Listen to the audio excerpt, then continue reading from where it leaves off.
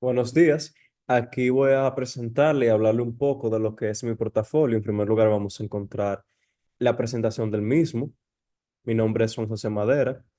Aquí van a poder encontrar una pequeña bienvenida a mi portafolio donde podrán conocer un poco sobre las patologías que tienen que ver con la nariz, la cavidad oral y la faringe. Sobre ellas van a conocer un poco de su definición, la etiología, las manifestaciones clínicas, cómo se pueden diagnosticar, cuáles son los posibles diagnósticos diferenciales, el tratamiento y las complicaciones de la misma. Entonces, comenzamos con las patologías de la nariz. En primer lugar, tenemos la obstrucción nasal, que es básicamente una de de los motivos de consulta más frecuentes del otorrinolaringólogo y existen muchos factores que pueden provocar una obstrucción nasal. Entre ellos lo dividimos en tres, que son los problemas de la mucosa, las causas estructurales y las causas sensoriales. Dentro de los problemas de la mucosa, uno de los más comunes para mencionar por el tiempo es la rinitis alérgica, mientras que para las causas estructurales, uno muy común es la desviación septal. En cuanto a las causas sensoriales, tenemos la rinitis atrófica, trauma y síndrome de nariz vacía. Aquí están las causas de obstrucción nasal con más detalle, donde se destacan los síntomas y los exámenes complementarios. Sin embargo, vamos a continuar porque más adelante tenemos a cada una de ellas, donde yo iré explicando cada parte de la enfermedad. Entonces, en primer lugar, tenemos la rinitis alérgica, que es básicamente un proceso que involucra tanto la mucosa como la submucosa y puede estar causada por diferentes factores, por ejemplo, la introducción precoz a fórmulas lácteas, también el tabaquismo materno durante los primeros años de vida y la exposición a alergenos. La etiología de la rinitis alérgica es básicamente una respuesta antígeno-anticuerpo que se desencadena con la liberación de IgG y esto va a desencadenar una respuesta alérgica donde aparecen los síntomas. Las manifestaciones clínicas más comunes son la obstrucción nasal, la rinorrea, estornudos, prurito, entre otros. También destacan algunos síntomas oculares como el prurito ocular. ¿Cómo se diagnostica la misma? No hay en sí un método diagnóstico específico, pero dentro de los exámenes que se dispone en otorrinolaringología está el test cutáneo o print text, que básicamente demuestra que un paciente está sensibilizado o que tiene un test positivo cuando tiene una pápula mayor de 3 milímetros. También está la medición de IgE total en sangre, porque vimos que en su etiología esta se ve implicada. También la IgE específicas, también se pueden medir los eosinófilos en sangre y los eosinófilos nasales. En cuanto al diagnóstico diferencial, hay muchos, pero uno de los más comunes es el cuerpo extraño. El tratamiento básicamente se divide en dos partes, uno ambiental y uno farmacológico. En cuanto al ambiental, es dejar de exponer al paciente a ese alergeno que desencadena esa respuesta alérgica. Y el farmacológico pueden ser antihistamínicos, como esos que se destacan, corticoides tópicos, corticoides orales, entre otros. Algunas de esas complicaciones son somnolencia por ataques alérgicos en la noche que no dejan dormir al paciente, falta de concentración, bajo rendimiento, entre otros. Entonces, los distintos tipos de rinitis pueden clasificarse como están en esta tabla. Por cuestiones de tiempo solamente lo voy a mencionar. Están las que son intermitente o persistente, no alérgica. También pueden clasificarse en aquellas que son infecciones infecciosas específicas e inespecíficas y las no infecciosas. Y también se pueden clasificar según el tiempo de duración intermitente o persistente. Y según la severidad de los síntomas, se puede clasificar en leve, moderada y severa. Aquí hay otras causas de rinitis, las rinitis no alérgicas con eosinofilia, que se destacan algunos puntos para que puedan leerlo. También la rinitis no alérgica sin eosinofilia, la rinitis medicamentosa, la rinitis hormonal y rinitis atrófica.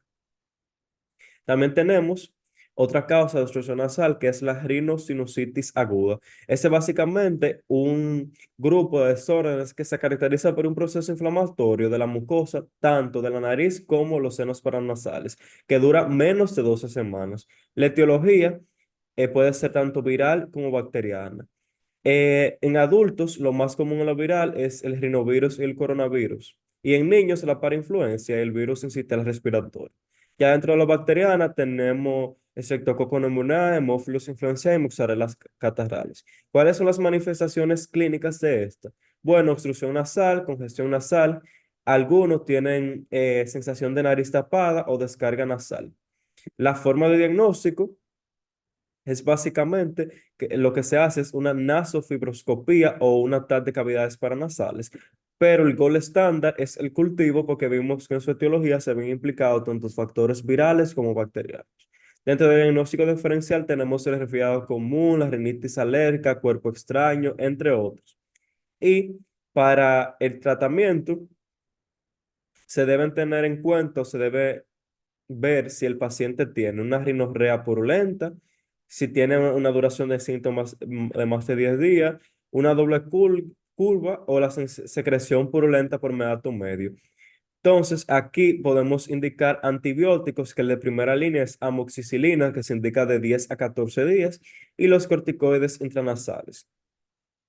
Si tenemos síntomas que duran menos de 5 días o van mejorando, entonces podemos hacer un manejo sintomático con lavados nasales con agua de sal, entre otras cosas que se pueden utilizar. Y si tenemos síntomas ya persistentes por más de 10 días o aumento de sintomatología, pues se agregan corticoides tópicos al tratamiento anteriormente planteado. Aquí vemos una imagen donde vemos pus en el meato medio izquierdo y ya en esta TAC vemos lo que es una rinocinositis derecha. También está la rinosinusitis crónica, que se parece mucho a la aguda, pero la diferencia de esta es que dura más de 12 semanas. Hay muchas más etiologías en cuanto a la crónica, que son todas estas que se mencionan, y las manifestaciones clínicas son muy parecidas a las de la aguda.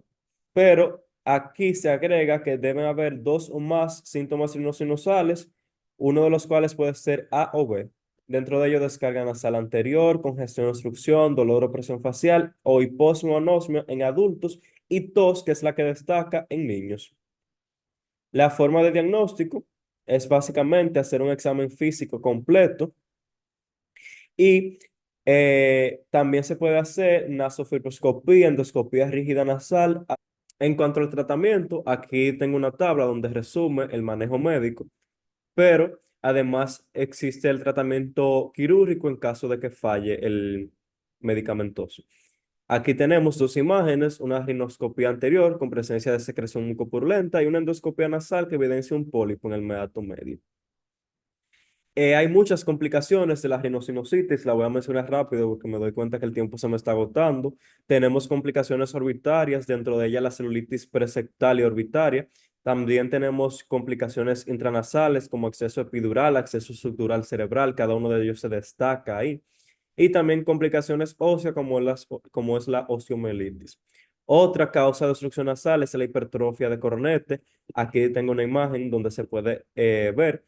Y se define básicamente como un aumento normal del tamaño de las estructuras que tenemos en forma de concha y que se ubican en las fosas nasales.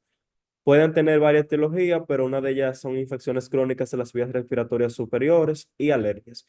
Las manifestaciones clínicas: obstrucción, congestión nasal y rinorrea persistente. La forma de diagnóstico se hace con examen físico, historia clínica, pruebas alérgicas, también imagenología como tomografía. Y el diagnóstico diferencial con desviación del tabique nasal y pólipos. El tratamiento puede ser varios, pero entre de ellos destaca la electrocauterización de cornetes, la radiofrecuencia, también la resección parcial o submucosa con microdebridador y la arterialización o luxofractura de cornetes. Y aquí tenemos sus complicaciones. Además tenemos la desviación del tabique nasal o desviación septal, como se ve en la imagen, que es una condición en la cual el tabique nasal, como su nombre lo dice, que es el que separa las dos fosas nasales, se desplaza hacia un lado. La etiología puede ser tanto un trastorno de crecimiento del cartílago como un traumatismo. Las manifestaciones clínicas: obstrucción nasal, que es habitualmente unilateral y persistente. La forma de diagnóstico se puede hacer por un examen físico y también por TAP. En cuanto al tratamiento, solamente se indica si la desviación septal causa sintomatología. y el tratamiento es básicamente la sectoplastía. Y las complicaciones, aquí tenemos algunas. Dentro de la atresia de Coana, tenemos aquí una imagen de una atresia de Coana que es unilateral. Esta se define como una anomalía que es congénita, donde hay obstrucción y cierre normal de las coanas. Aproximadamente el 50% de esos casos es unilateral y la atresia puede ser tanto ósea como osteomembranosa, que es la más común. La etiología es una malformación congénita. Aquí tenemos algunas manifestaciones clínicas, dentro de ella distrés respiratorio y cianosis. También la forma de diagnóstico se menciona aquí en el portafolio, diagnóstico diferencial. El tratamiento de la atresia de Coana básicamente es una intervención quirúrgica para abrir las coanas y las complicaciones pueden ser las más destacables, las infecciones recurrentes, tanto respiratorias como de oídos y problemas auditivos. También está el colapso, patología vulvar. Aquí tenemos cada uno de sus detalles. También está la epistaxis, que la etiología es básicamente la siguiente, que se ve en esta imagen, tanto por causas locales como sistemáticas. Aquí tenemos la forma de diagnóstico. Para cada tipo de epistaxis hay una forma de diagnóstico diferente. Están las epistaxis benignas o leves, las que son severas o graves. También se pueden clasificar y tienen un manejo diferente según la ubicación del sangrado. Aquí tenemos la anterior, que origina el 90% de ellas, y también la posterior, que usualmente afecta ramas de la arteria esfenopalatina. El diagnóstico diferencial, ahí se menciona. El tratamiento, tenemos varias opciones, está la cauterización, el taponamiento anterior, también está el taponamiento posterior por el tipo de sangrado que le mencioné, que se divide según su ubicación, y otros tratamientos alternativos que aunque no se usen mucho, pero aquí se mencionan. Y las complicaciones, una muy temida es el shock hipovolémico, también puede haber aspiración de la misma sangre, entre otros. Además, entre las patologías nasales, tenemos los pólipos nasal, la poliposis nasal, perdón. Miren aquí un ejemplo. Básicamente, la definición es que son masas blandas no cancerosas que se encuentran en el revestimiento nasal. La etiología puede estar causada por varios factores, entre ellos inflamación crónica y alergia. Las manifestaciones clínicas, pérdida del sentido del olfato, presión facial o dolor. El diagnóstico se basa en una evaluación clínica por otorrinolaringólogo. También se hace endoscopía nasal, también se puede utilizar el TAC. Diagnósticos diferenciales, ahí están algunos. El tratamiento se divide tanto en médico como quirúrgico. Dentro del médico destacan los corticoides, los antihistamínicos. Y dentro de los quirúrgicos, la polipectomía nasal y la cirugía de los senos paranasales. También tenemos el angiofibroma juvenil, que aquí destaco, se habla un poco de lo que es. Ahora bien, pasamos a las patologías que tienen que ver con faringe y cavidad oral. Aquí tengo un esquema donde se dividen las patologías blancas o rojas de la mucosa oral. Tenemos las que son difusas o bilaterales, que están causadas por candidiasis y líquen plano, y las que son focales, que pueden estar causadas por cáncer o alteraciones potencialmente malignas, como leucoplaquia, eritoplaquia, queilitis actinímica y lupus eritematoso discoide. Aquí se definen, pongo la definición y presentación clínica de cada uno de ellos. Miren aquí cómo se ve una candidiasis orofaringe, pero también podemos tener lesiones pigmentadas de esa mucosa oral que se dividen en difusas bilaterales o focales. De inicio temprano tenemos la pigmentación fisiológica, por ejemplo. Ya de inicios tardíos con síntomas sistémicos tenemos la enfermedad de Addison, y sin síntomas sistémicos están las que, por ejemplo, que están inducidas por drogas. También las focales están las rojas azuladas violáceas. Si se palidizan al tacto, tenemos el hemangioma, por ejemplo, y si no, tenemos el hematoma, entre otros. Aquí también defino cada uno de ellos con sus características. Y tenemos las úlceras de la mucosa oral, que pueden ser agudos crónicas. Dentro de la crónica, voy a comenzar por eso, está el líquen plano erosivo, el lupus eritematoso sistémicos, algunas úlceras por medicamento y el pénfigo vulvar. Ya dentro de las agudas no recurrentes tenemos traumas y úlceras medicamentosas. También pueden estar causadas por infecciones tanto virales como bacterianas. Y ya las recurrentes tenemos la estomatitis, el herpes simples y la enfermedad de Benson. Aquí también defino y hablo un poco de cada una de ellas. Por ejemplo, aquí tenemos en mi portafolio la presencia de una estomatitis aguda viral y una estomatitis herpética. También dentro de la cavidad oral tenemos las alteraciones de la lengua. Un ejemplo es la lengua vellosa negra como se visualiza. Y aquí vemos algunos ejemplos. La glositis atrófica, salgorra, la lengua vellosa negra, cada una de ellas se destaca ahí. También podemos tener tumores benignos en mucosa oral orofaringe, como se destaca en la imagen. Entre ellos podemos destacar el papiloma, los quistes de amígdala y la tiroides lingual. Comenzamos con lo que es la faringoamigdalitis aguda, que básicamente la conocemos, que corresponde a un proceso ya febril con inflamación de la mucosa y de las amígdalas palatines. Aquí tenemos su etiología, que el 80% es etiología viral y el otro porcentaje es bacteriano. Aquí tenemos las manifestaciones clínicas que se dividen en si es una faringoamigdalitis bacteriana, una viral o una infecciosa. Una bacteriana, pues vamos a tener un cuadro de fiebre, cefalea, náuseas y vómitos, pero también lo que destaca es un exudado. Ya la viral vamos a tener coriza, tos, congestión nasal, entre otros. Y la mononucleosis infecciosa se va a destacar por lo que es odinofagia, amígdalas con o sin exudados, también con adenopatías cervicales y hepatoesplenomegalia. La forma de diagnóstico se pueden usar varios, pero el que destaca es el cultivo. Y aquí tenemos sus diagnósticos diferenciales y el tratamiento que si es de etiología viral, es básicamente un tratamiento asintomático con analgesia antipirética. Y en los cuadros de etiología bacteriana, se encuentran anexados aquí. Este es el algoritmo de enfrentamiento sobre una faringoamigdalitis aguda. Y aquí específicamente es el tratamiento antimicrobiano para una faringoamigdalitis aguda estreptocócica. Destacar estas dos imágenes como diferenciar una amigdalitis bacteriana de una mononucleosis infecciosa. Cuestiones de tiempo, del límite, básicamente voy a mencionar que mi portafolio contiene todos los acápites requeridos. Aquí tenemos las complicaciones de la faringoamigdalitis bacteriana. Ahí están todas las complicaciones. También yo hablo sobre el síndrome de apnea y hipopnea en adultos, cada uno de sus detalles.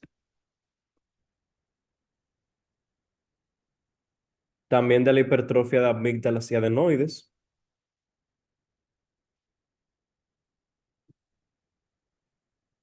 Y aquí dejo mis fuentes bibliográficas, que utilicé el libro de otorrinolaringología de la clase. Y muchas gracias básicamente por ver el video y por visitar mi portafolio. Eso ha sido todo. Gracias.